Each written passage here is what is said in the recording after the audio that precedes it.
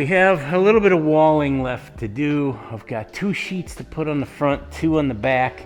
Got Gavin back today. We're gonna go ahead and get the rest of this sheeted, build a couple interior walls. Maybe we'll take a look at the roof structure.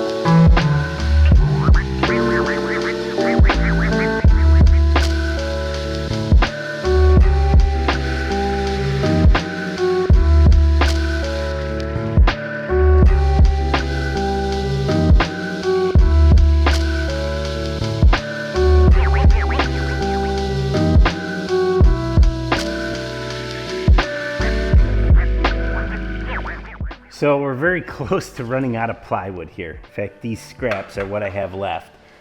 So I'm gonna try and carefully cut this window out, and then I'm gonna use that piece into about here, and then maybe use one of these scraps and cut another. So I have one superfluous seam in here, but I think it's worth it because I don't want to drive and get another sheet of plywood.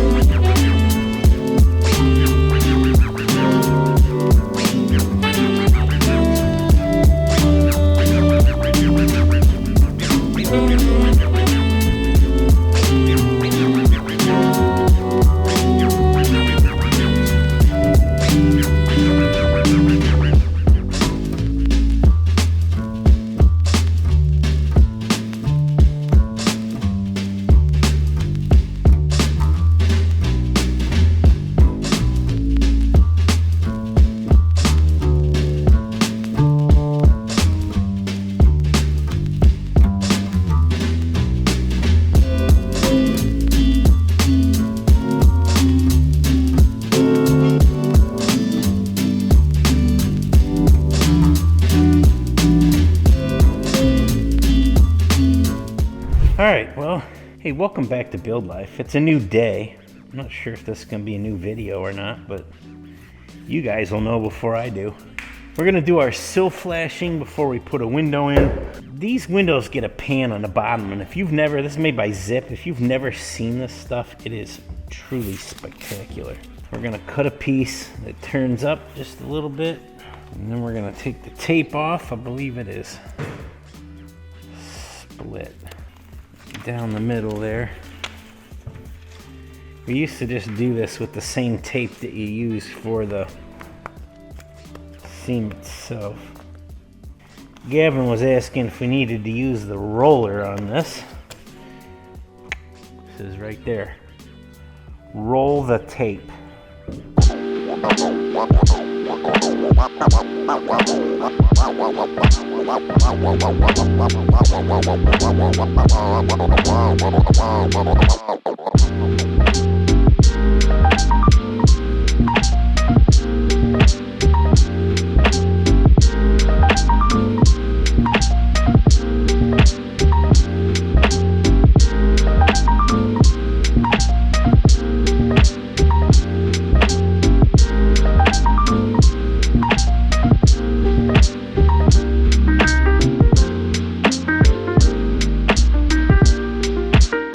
All right, well, we got this one window in here.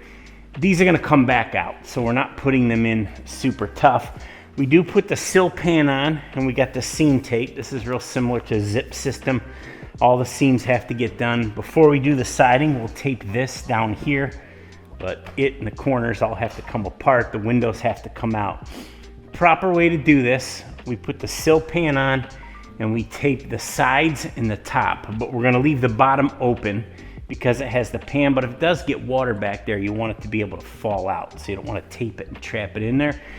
If this house had Tyvek, you would actually tape the top to the plywood and flop the Tyvek back over the tape.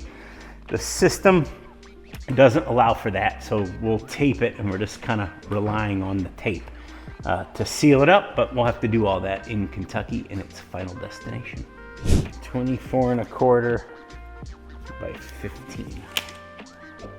All right. So this unit here is going to be our heat and air. Very small cabin, but this Keystone window type room air conditioner does both.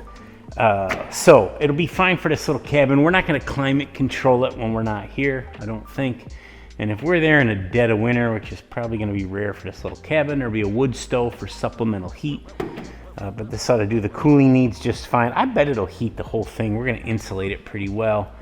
But even if it gets it to, like, 50, and we got to do the stove for a little supplement, that's fine too. So we're going to frame it into the back over what will be the dining room table. The roof of the entire cabin will cantilever out over the porch and cover it. Keep this from leaking.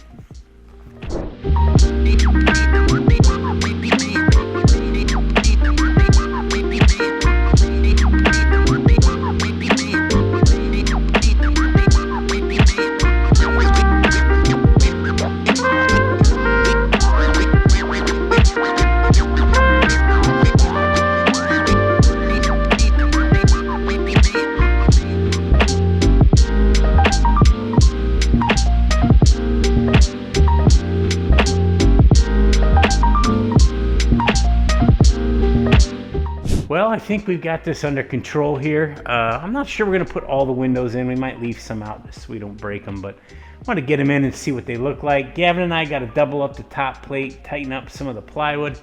I won't bore you guys with all that stuff. We'll set you up and let you watch, but I think that's about it for today. So when we come back, we will be starting a timber frame roof structure, so that'll be fun. I'm excited for that. Hope you'll come along with. See you then.